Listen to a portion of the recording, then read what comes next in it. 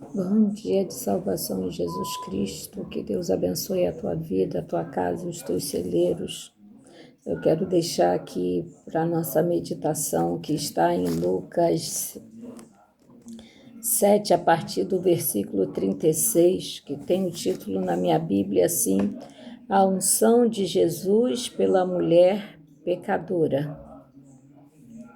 E rogou-lhe um dos fariseus que comesse com ele. Então, entrando em casa do fariseu, assentou-se à mesa. E eis que uma mulher da cidade, uma pecadora, sabendo que ele estava à mesa em casa de fariseu, levou um vaso de alabastro com unguento. E, estando por detrás a seus pés, chorando, começou a regar-lhe os pés com lágrimas, e enxugá-los com cabelos da sua cabeça. Beijava-lhe os pés e ungia-lhe com unguento. Enquanto isto, viu o fariseu que o tinha convidado, falava consigo, dizendo: se este fora profeta, bem saberia quem é a qual e a mulher que lhe tocou, pois é uma pecadora. Até aqui, né? Essa palavra vai até o versículo 50. Mas aí eu quero ler aqui para meditação, né? A fragrância da gratidão. O título que tem aqui, né? Um subtítulo. A mulher descrita neste episódio é identificada por alguns teólogos como sendo Maria, a irmã de Lázaro, e Marta. As razões apresentadas são dignas de consideração, pois dificilmente um episódio tão singular como este se repetia, pois além de envolver uma grande soma de dinheiro, o fato de uma mulher tocar em um homem e beijar os seus pés publicamente seria considerado escandaloso pelos judeus, pois suas tradições as proibiam até mesmo de conversar com um homem em local público.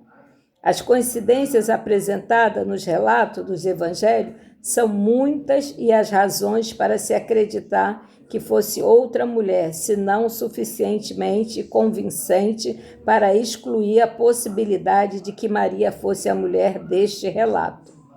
Há vários detalhes no relato de Lucas que se harmoniza com um ou mais dos evangelhos. Todos os evangelhos mencionam que a ocasião era uma festa. Todos concordam que foi uma mulher que lavou os pés de Jesus. Mateus, Marcos e Lucas concordam que o recipiente que continha perfume era um vaso de alabastro, embora Mateus e Lucas não mencionem espécie de unguento. Marcos e João declaram que ele era de nardo puro. Lucas e João mencionam a unção dos pés, bem como o fato de a mulher usar os cabelos para enxugá-los. Marcos, Lucas e João apontam para Simão como o anfitrião da festa, enquanto que Mateus não identifica. Entretanto, nossa intenção não é alimentar uma polêmica sobre a identificação dessa mulher, mas sim tirar algumas lições para o nosso crescimento espiritual, de maneira que nossas atitudes como mulheres da Igreja de Cristo se tornem qual perfume suave para Jesus, demonstrando-lhe todo o nosso amor e a nossa gratidão pelo que ele fez e faz e fará por nós e tem feito todos os dias. Jesus havia sido convidado para um banquete na casa de Simão, um fariseu que desejava homenageá-lo. Essa palavra é longa. Por ter sido curado da lepra, um doente com doença fatal para a época, a qual excluía totalmente o seu portador da sociedade. O convite de Simão tinha a intenção de mostrar a Jesus a sua gratidão pelo milagre alcançado, embora essa gratidão não incluísse o reconhecimento de que Jesus fosse realmente o Messias profetizado nas Escrituras. Simão cria em Jesus como profeta, reconhecia-o como mestre e até esperava que ele fosse Messias, contudo, não o havia aceitado ainda como seu salvador pessoal. Isto se pode deduzir o fato de Simão ter colocado em dúvida a origem divina de Jesus. quando ele permitiu que a mulher pecadora lhe prestasse aquela homenagem. Simão precisava mesmo, era ser curado da lepra do pecado, pois apesar de ter sido miraculosamente liberto daquela moléstia fatal, era incapaz de reconhecer em Jesus o Salvador do mundo, arrogantemente deixando de olhar para seus próprios pecados. Simão julgava Jesus como um impostor e a mulher como uma pecadora perdida. Pacientemente, então, Jesus procurou operar mais um milagre na vida de Simão, levando a reconhecer que ele era o verdadeiro Messias para Israel. A parábola dos devedores revela-lhe não apenas que Jesus podia ler os seus pensamentos, como também quanto necessitava de arrependimento a fim de que pudesse ser salvo. A frieza de Simão é notada a negligência para com aquele que o libertara de tão terrível fim. Mostrava que ele pouco se sentia agradecido pela dádiva que lhe havia sido concedida. Agora, porém, percebia quão egoísta era e quão necessitado estava de receber a cura da lepra do pecado. A mulher pecadora fora curada por Jesus da lepra do pecado. Mediante sua graça, Jesus a tornou participante da natureza divina. Ela se sentia livre da culpa e da condenação que a sua vida passada lhe acarretara e a certeza do perdão e da aceitação divina, tornando uma mulher consagrada e cheia de gratidão ao seu Salvador. Jesus conhece as circunstâncias da nossa vida. Podemos nos considerar pecadores e destituídos de qualquer mérito diante de Deus. Contudo, Jesus não nos rejeita, como não rejeitou aquela mulher. Quanto maior o nosso pecado, tanto maior a nossa necessidade dele. Se nós voltarmos para Jesus em busca de perdão e restauração, certamente seremos conduzidos acima de qualquer acusação ou juízo de alguém possa nos atribuir. Jesus nos purifica de todos os nossos pecados e nos trata como se nunca houvesse caído. Neste capítulo, nós vimos que Jesus realizou um grande milagre ao curar o servo do centurião romano. Realizou um milagre maior ainda ao ressuscitar o filho da viúva de Naim. Porém, o maior milagre de todos foi salvar a mulher pecadora, transformando em uma nova criatura, concedendo-lhe a paz que somente uma consciência purificada pode gozar, além de oferecer a Simão a mesma bênção oferecida àquela mulher. A mulher que homenageou a Jesus daquela maneira tão inusitada entrou para a história do cristianismo como exemplo de aceitação, de perdão divino. Sua atitude ficou conhecida por todos aqueles que o conhecem, a história de Jesus. O seu ato de amor até hoje exala perfume da verdadeira gratidão. Aleluia! Somos gratos ao Senhor. Eu agradeço ao Senhor todos os dias, porque Ele tem soprado oxigênio, eu tenho levantado, tenho estado compartilhando, participo da mesa, compartilho com vocês, meus seguidores, um pouquinho da palavra de Deus, daquilo que eu tenho aprendido, daquilo que eu tenho entendido. Porque Jesus é o caminho, a verdade e a vida, né?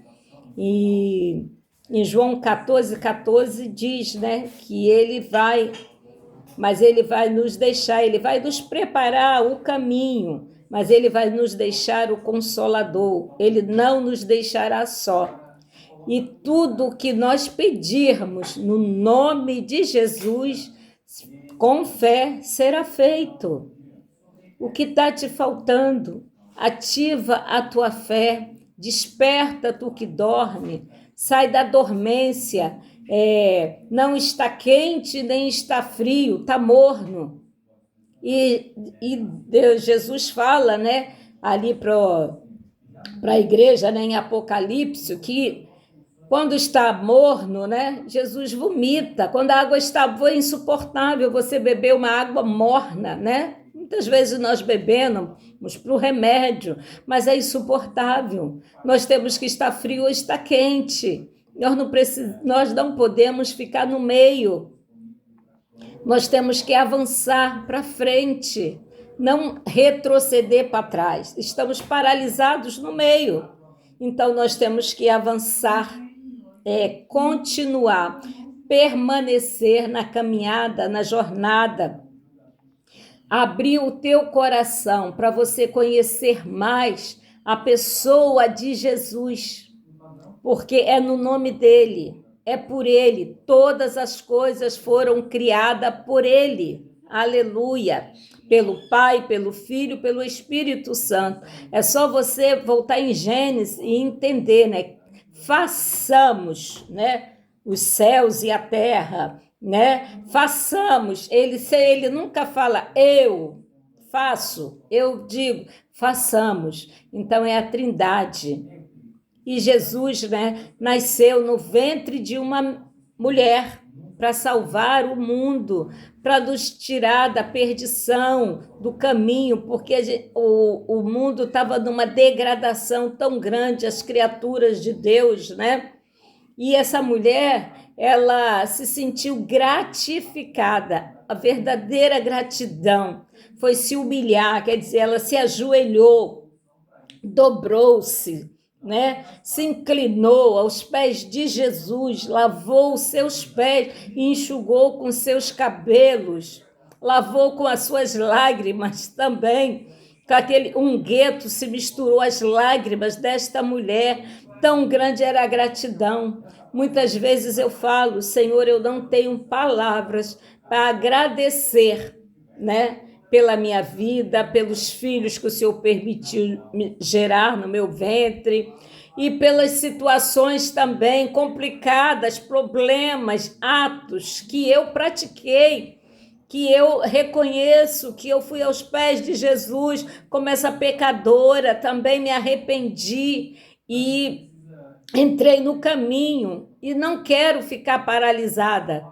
Os dias são maus, tem dias que eu estou triste, abatida, até chorosa, mas isso não me impede de adorar, isso não me impede de seguir a Jesus, não me impede de permanecer firme e constante e abundante na minha caminhada. Quando o povo estava ali em Pierote, né? Acabei de ouvir isso, em Pierote, que estava cercado, que não tinha saída.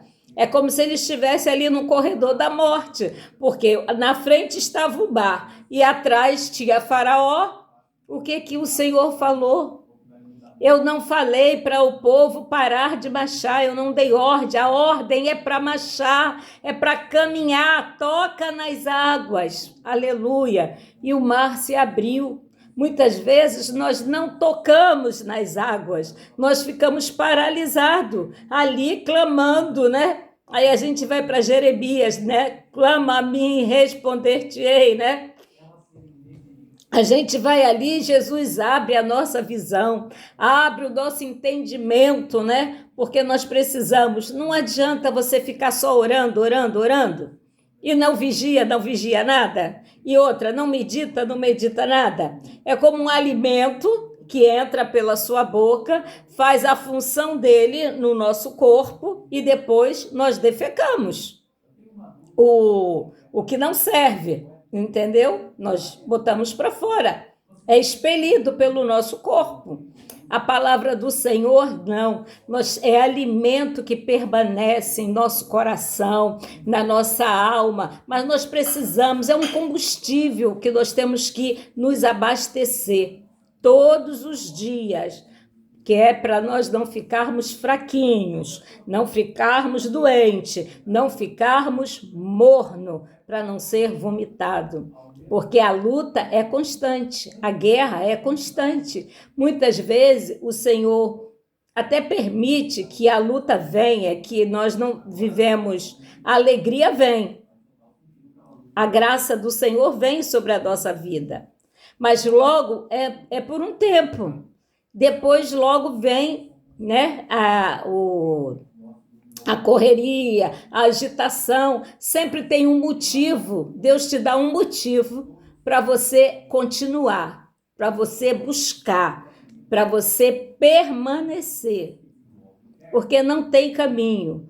E quando você insiste em não obedecer, né, você fica adiando esse encontro, achando que você sabe muito, né? Que você é conhecedor da palavra, eu já li, mas o negócio é a permanência, a frequência. Quando nós estamos num trabalho, nós não temos que ir, não está no contrato, não está determinado, todo de segunda a sexta, você tem que bater o seu cartãozinho, cumprir aquele horário, fazer as suas tarefas e acordar e ir no outro dia, tal, para você chegar no final do mês e receber o seu salário.